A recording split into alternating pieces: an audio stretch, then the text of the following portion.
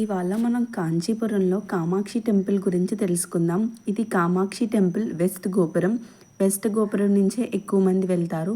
వెళ్ళగానే లెఫ్ట్ సైడ్లో మనకి గజస్తంభం ఇంకా అమ్మవారి వాహనమైన సింహం కనిపిస్తుంది.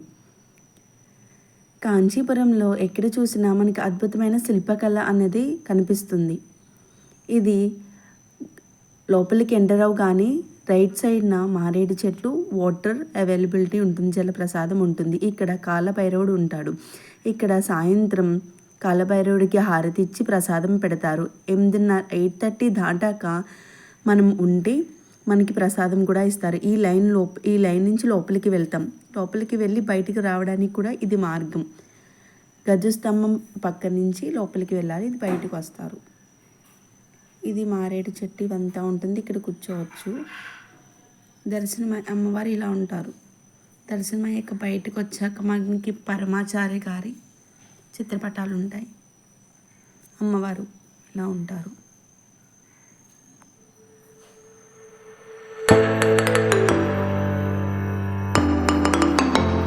ఇది నైట్ టైం